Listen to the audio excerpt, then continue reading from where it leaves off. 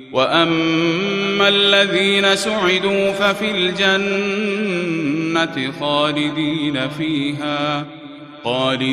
فِيهَا مَا دَامَتِ السَّمَاوَاتُ وَالْأَرْضُ إِلَّا مَا شَاءَ رَبُّكَ عَطَاءً غَيْرَ مَجْذُوذٍ.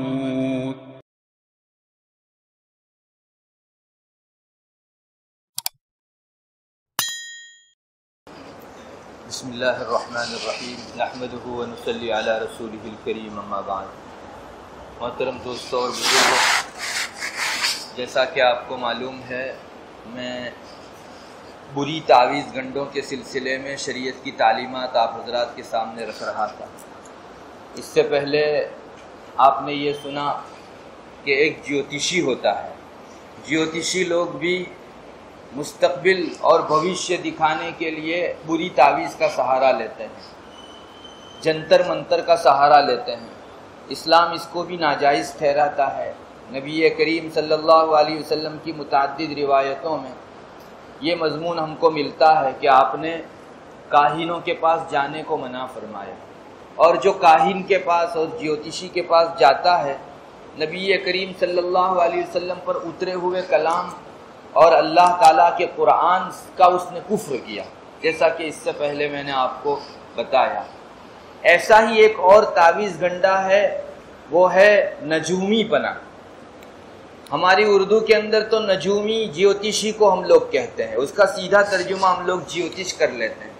لیکن آپ کو معلوم ہونا چاہیے کہ عربی کے اندر جیوتش کاہن کو کہتے ہیں. کاہن کا ترجمہ ہوتا ہے جیوتش، اور نجومی یہ چاند، یہ ستاروں کو دیکھ کر لوگوں کا مستقبل بتانے والا آدمی. ہمارے یہاں اخبار وغیرہ کے اندر بھی آپ نے دیکھا ہوگا راشیاں آتی ہیں، سینہ راشی، فلاں راشی، فلاں راشی. ہنود کے یہاں بہت ہے. وہ راشیوں کے ذریعے سے مستقبل کو معلوم کرتے ہیں کہ چیزوں کے بھاؤ اب بڑھنے والے ہیں، گھٹنے والے ہیں، یا پھر مارکیٹ ڈاؤن ہونے والا ہے یا اپ ہونے والا ہے، مصیبت آنے والی ہے یا کیا ہونے والا ہے. ایسا دعویٰ کرتے ہیں کہ ہم ستاروں کی چال کو دیکھ کر، ستارہ کون سی راشی میں آیا ہے، فلاں گرہ کون سی راشی میں آیا ہے، اس کو دیکھ کر ہم مستقبل کی بات بتاتے ہیں. ایسے آدمی کو نجومی کہتے ہیں.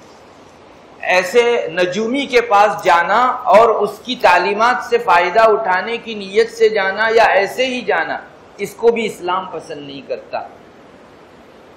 پرانے زمانے میں جاہلیت میں بھی اس کا بڑا غلغلہ تھا، بہت شور تھا لوگوں میں. وہ راشیوں کے ذریعے سے مستقبل معلوم کرنے کے لیے نجومیوں کے پاس جاتے رہتے تھے. گھر میں کچھ بھی حادثہ ہو گیا یا کوئی بیمار ہو گیا تو سب سے پہلے وہ نجومیوں کے پاس پہنچتے تھے اور کہتے تھے کہ بھائی ہمارے اس آدمی کا، اس مریض کا آگے کیا ہونے والا ہے بتا دو.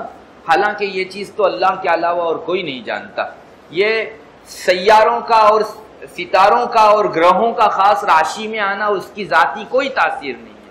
اللہ چاہتا ہے وہ ہوتا ہے، اللہ نہیں چاہتا وہ نہیں ہوتا، چاہے سیارہ اور ستارہ کون سی راشی کے اندر ہو. ایک مرتبہ نبی کریم صلی اللہ علیہ وسلم نے بھی حضرات صحابہ کے درمیان میں بہت صاف صاف نجومیوں کے پاس جانے والے لوگوں اور راشیوں سے اور ستاروں کے خاص خاص جگہ آنے کو بنیاد بنا کر اپنا مستقبل معلوم کرنے والوں کے سلسلے میں تنبیہ فرمائی. ایک صحابی ہیں، فرماتے ہیں ہم لوگ صلح حدیبیہ کے بعد نبی کریم صلی اللہ علیہ وسلم کے ساتھ ایک جگہ ٹھہرے ہوئے تھے.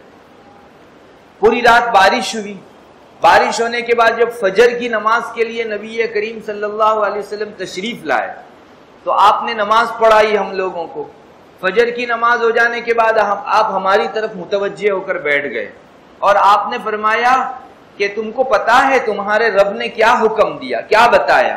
تو صحابہ کا معمول تھا کہ وہ ہمیشہ ایک ہی جملہ کہتے تھے، اللہ و رسولہ عالم، اللہ اور اس کے رسول زیادہ جانتے ہیں، ہم کیا بتائیں آپ کے علم کے سامنے، ہم لوگ کیا بتائیں. یہ حضرات صحابہ کی شان تھی. بعض مرتبہ کچھ معلوم ہوتا تھا تو بھی آپ جب پوچھتے تھے تو یہی جواب دیتے تھے کہ اللہ و رسولہ عالم، اللہ اور اس کے رسول زیادہ جانتے ہیں. یہ اتنی بڑی چیز ہے کہ اگر کسی انسان کو حاصل ہو جاوے تو کہو ایک مرتبہ اس کو حاصل ہو گیا. ہمارے علماء نے لکھا ہے صحابہ کو اپنے علم کے اندر بھی فنائیت کا مقام حاصل تھا. اللہ کے رسول کے علم کے سامنے وہ اپنا علم کچھ نہیں سمجھتے تھے، فنا کر دیتے تھے اپنے علم کو۔ چنانچہ حجۃ الوداع کے موقع پر جب سب صحابہ کی جمعیت موجود تھی تو آپ صلی اللہ علیہ وسلم نے صحابہ کو پوچھا کہ تم کس جگہ جمع ہو؟ اب دنیا جانتی ہے یہ عرفہ کا خطبہ ہو رہا تھا، ہم لوگ عرفہ میں ہیں، اور ہم اور آپ ہوتے تو فوراً جواب دے دیتے کہ ہم لوگ عرفہ میں ہیں اس وقت، لیکن صحابہ نے فرمایا اللہ و رسولہ عالم، اللہ اور اس کے رسول زیادہ جانتے ہیں۔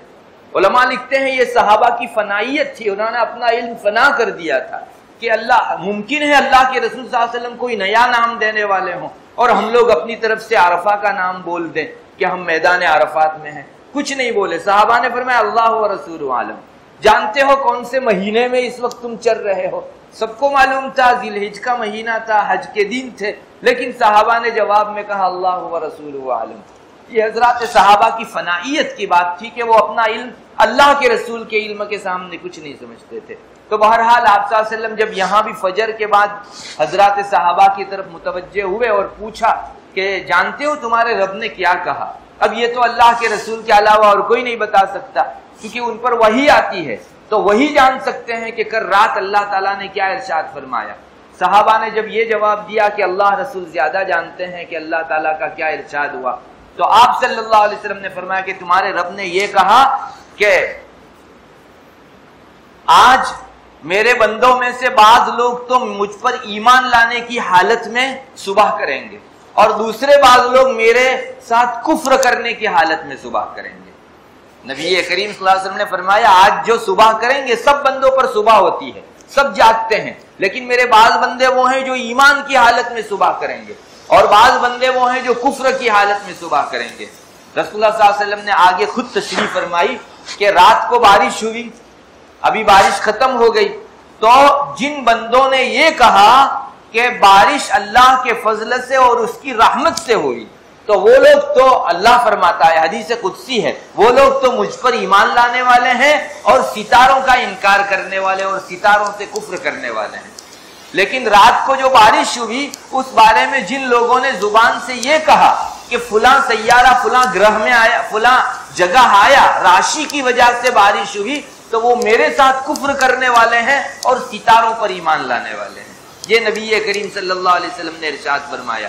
علماء نے فرمایا کہ جو آدمی ان ستاروں کی تاثیر سمجھے، دنیا میں جو واقعات ہو رہے ہیں، حادثات ہو رہے ہیں، ان کا پیدا کرنے والا ستارے کو سمجھے اور ان کا طاری اور حالت لانے والا جو ہے ستارے کو سمجھے، تو یہ آدمی کافر ہو گیا۔ اور اگر کوئی آدمی صرف ستاروں کی چال ڈال وغیرہ کے ذریعے سے معلوم کرتا ہے لیکن جو حادثات ہونے والے ہیں ان کی نسبت ستاروں کے اس آنے جانے کی طرف کرتا ہے، چاہے ستارے کو خالق نہیں مانتا، وہ آدمی بھی مکروہ کام ضرور کرنے والا ہے۔ اس لیے کہ اس طرح کا جملہ چاہے کفر نہیں، لیکن جو آدمی جان بوجھ کر ایسا جملہ نکالے اور واقعی نسبت بھی ستاروں کی طرف کرے، وہ واقعی کافر ہو جاتا ہے۔ اس لیے علماء نے فرمایا کہ راشیوں کے ذریعے سے اپنا مستقبل معلوم کرنا مسلمان کا کام نہیں ہے، یہ نجومی پنا اللہ کے رسول صلی اللہ علیہ وسلم نے اپنی متعدد حدیثوں میں اس کو منع فرما دیا۔ یہ علم سیکھنا بھی جائز نہیں ہے، اور کوئی سیکھا ہوا ہو حالانکہ یہ علم ہے ہی نہیں، یہ الٹپ چیز ہے۔ اس طرح سے ستاروں کے بارے میں لوگ دیکھ کر خامخواہ بتا دیتے ہیں، بہت جھوٹی خبریں ہوتی ہیں، اس میں کچھ حقیقت نہیں ہوتی، لیکن لوگوں کا یقین ہے، لوگوں کا اعتقاد ہے کہ وہ پیسے دے کر نجومیوں کے پاس خامخواہ اپنے احوال معلوم کرنے کے لیے جاتے ہیں۔ تو ایسا جانے والا آدمی، ان سے پوچھنے والا آدمی بھی رسول اللہ صلی اللہ علیہ وسلم کے اوپر اتری ہوئی تعلیمات کا انکار کرنے والا ہے۔ ایک روایت میں آتا ہے کہ رسول اللہ صلی اللہ علیہ وسلم نے فرمایا جو آدمی جیوتشی کے پاس گیا یا ستاروں کو دیکھ کر بھوشیہ بتانے والے نجومی کے پاس گیا تو اس نے محمد کے اوپر جو تعلیمات اتری ہیں یعنی قرآن، اس کا انکار کیا، اس کے ساتھ کفر کیا۔ معلوم ہوا کہ اگر کوئی شخص کسی نجومی کے پاس جاتا ہے اور اس سے احوال معلوم کرتا ہے تو اس آدمی نے قرآن کے ساتھ کفر سے کام لیا۔ اللہ ہماری حفاظت فرمائے۔ ہم لوگ تو یہی سمجھتے ہیں کہ بس ایک نجومی کے پاس چلے گئے، اس سے پوچھ لیا، نہیں، ہمارا اس کا قرآن کے ساتھ کفر لازم آتا ہے۔ اس لیے بہت ضروری ہے کہ ان چیزوں سے ہم لوگ بچا کریں۔ آج آپ اخبار میں دیکھتے ہوں گے مسلمانوں میں باقاعدہ یہ چیز پھیلانے کی کوشش کی جا رہی ہے، اور بعض مسلمان اپنی راشیاں ان نجومیوں سے معلوم کروا لیتے ہیں کہ میری راشی کون سی پڑتی ہے۔ ہر انسان کی الگ الگ راشی یہ لوگ نکالتے ہیں، تو بعض مسلمان بھی ان سے اپنی راشی معلوم کر لیتے ہیں اور پھر اخبار میں روزانہ دیکھتے رہتے ہیں کہ اس راشی والے کے لیے کیا حکم ہے، اس کے لیے کیا حکم ہے، حالانکہ مسلمان کو اندر دیکھ کر اس طرح اپنا مستقبل معلوم کرنے کی اجازت نہیں۔ اللہ کے علاوہ اور کوئی ہمارے مستقبل کو نہیں جان سکتا۔ نجومی آدمی بتاوے یہ جھوٹا ہے، اور انسان اپنی عبادت کا بہت بڑا نقصان کرتا ہے اگر نجومی کے پاس اس طرح کی حالت معلوم کرنے کے لیے گیا تو۔ ایک روایت میں یہ بھی آیا ہے، نبی اکرم صلی اللہ علیہ وسلم کا ارشاد ہے، جو آدمی ایسے نجومی کے پاس گیا تو اس کی 40 روز کی نماز قبول نہیں ہوتی۔ ایک مرتبہ آپ نے راشی کے ذریعے سے، نجومی کے ذریعے سے اپنا مستقبل معلوم کرنے کی کوشش کی، 40 دن کی عبادت سے اور نمازوں سے آپ محروم ہو گئے۔ یعنی آپ آ کر نماز پڑھیں گے، آپ کے سر سے فریضہ تو اتر جائے گا، لیکن فرض نماز اللہ کے یہاں سے جو برکتیں لاتی ہیں، 40 دن تک ان ساری برکتوں سے انسان نے اپنا دامن جھاڑ دیا۔ ایک دن کی بھی 40 دن میں سے اس کی نماز کی برکت اس کو نہیں پہنچے گی۔ جب یہ قیامت میں اللہ کے حضور کھڑا ہوگا اور دیکھے گا کہ میرے ساتھ پڑھنے والے آدمی نے 40 روز تک نماز پڑھی اور آج قیامت کے دن اور محشر میں اس کی برکتوں سے فائدہ اٹھا رہا ہے، میں نے بھی پڑھی تھی مگر چونکہ وہ نجومی کے پاس گیا ہوا تھا اس لیے 40 دن کی اس کی نماز بے برکت کر دی جاتی ہے۔ اللہ ہماری حفاظت فرمائے۔ کفار کا اور ہنود کا اور مشرکوں کا تو ان کی بڑی امید ہے، ان کے بڑے ارمان ہے کہ مسلمانوں میں بھی یہ چیز چل پڑے۔ آپ کبھی کسی غیر مسلم مشرک کے ساتھ بیٹھنا اور اخبار وہ جب دیکھے تو آپ غور کرنا، وہ جہاں ساری چیزوں کو دیکھتا ہے وہاں راشی کا یہ حصہ ضرور دیکھتا ہے، اور اپنا اگلا پروگرام اسی کو دیکھ کر طے کرتا ہے کہ مثلا مجھ کو تجارت میں پیسہ انویسٹ کرنا ہے یا نہیں کرنا ہے، مجھے سفر کرنا ہے یا نہیں کرنا ہے، وہ اپنی راشی دیکھ کر طے کرتا ہے۔ مسلمانوں کا اٹھنا بیٹھنا بھی ان کے ساتھ بہت ہو گیا، اور اب تو موبائل میں بھی راشیاں آنے لگی ہیں، تو بعض مسلمان کھولتے کھولتے اب اس کے عادی ہو گئے ہیں، اور وہ بھی اس کے ذریعے سے اپنے نفع اور نقصان کو طے کرنے لگے ہیں، جبکہ اسلامی تعلیمات سے یہ چیز ٹکرانے والی ہے۔